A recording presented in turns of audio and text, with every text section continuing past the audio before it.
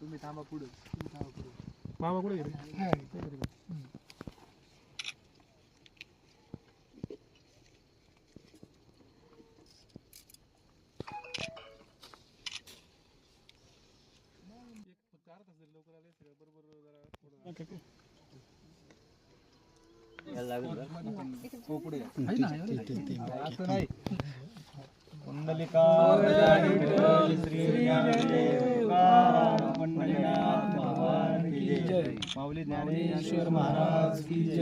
आज हा हार या ठिकाणी क्रॅप्सिकम म्हणजे सिमला मिरचीचा हार या ठिकाणी घातलेला आहे.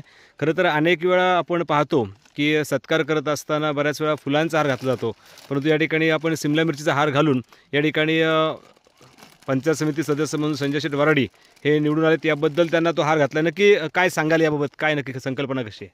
संकल्पना काही नाही आहे. आमचे मित्र आहेत इथं बाळासाहेब तांबोळी, संदेश तांबोळी. तर त्यांची आता ही सिमला मिरची आहे. तर त्यांची एक मनोकामना होती का संजय शेठला इकडे बोलवायचं आणि आपल्या सिमलाचा एक हार करायचा.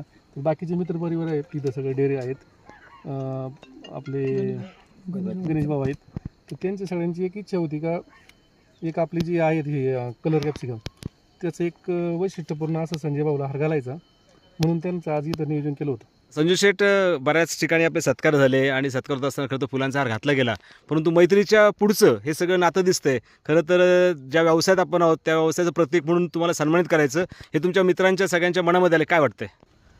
महाराज, खरं सांगायचं ठरलं तर मी आयुष्यात सुद्धा कल्पना करू शकत नाही एवढं प्रेम आमच्या वडगाव असेल सर्व मतदारसंघातील मंडळींनी दिलं.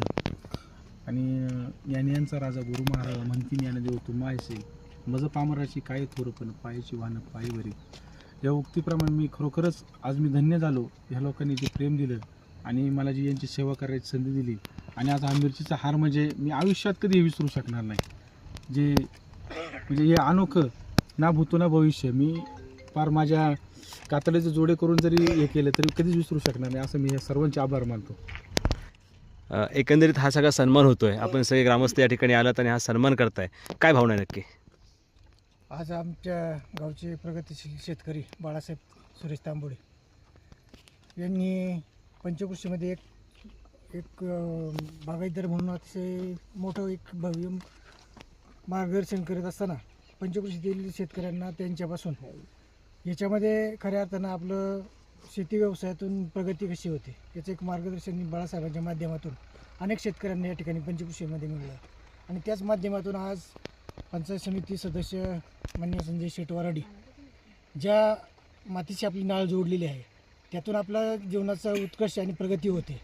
त्यामध्ये सुद्धा उद्या या पंचायत समितीच्या मार्फत उद्या आपल्याला सर्वसामान्य आपला जगाचा पोशिंदा जो शेतकरी आहे त्या शेतकऱ्याकडं एक आकर्षित व्हावं या माध्यमातून खऱ्या अर्थानं पंचायत समिती सदस्य संजय शेठ वराडी यांचं सर्व शेतकरी वर्गाच्या वतीनं आणि वडगाव स्थानिक ग्रामस्थांच्या वतीनं या ठिकाणी सन्मान केलेला आहे की आपण खऱ्या अर्थानं ज्या क्षेत्रात गेलेलं आहे त्या क्षेत्रामध्ये शेतकरी आणि शेती याचं माध्यम जे आहे पंचायत समिती हे भविष्यात आपण याला प्रोत्साहन मिळेल या उद्देशाने आम्ही सर्व शेतकरी मित्रभगिनींनी या ठिकाणी त्यांचा सन्मान. म्हणजे पारंपरिक शेती केली जाते, परंतु आधुनिक पद्धतीचं तंत्रज्ञान वापरून किंवा आधुनिक पद्धतीने शेती करत आपण आपल्या सगळ्या सहकाऱ्यांचा विकास करावा अशा प्रकारची अपेक्षा आपण बाळगताय. हो.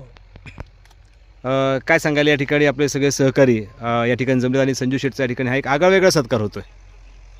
खरं पाहिलं तर आजचे सत्कारमूर्ती आमचे सगळ्यांचे या ठिकाणी मित्रवर्य आणि ज्यांना पंचायत समितीमध्ये नव्यानं संधी मिळालेली आहे आणि सर्वच आपल्या परिसरातील मित्रपरिवाराच्या अतिशय प्रेमामुळं खरं हा विजय त्यांना मिळालेला आहे.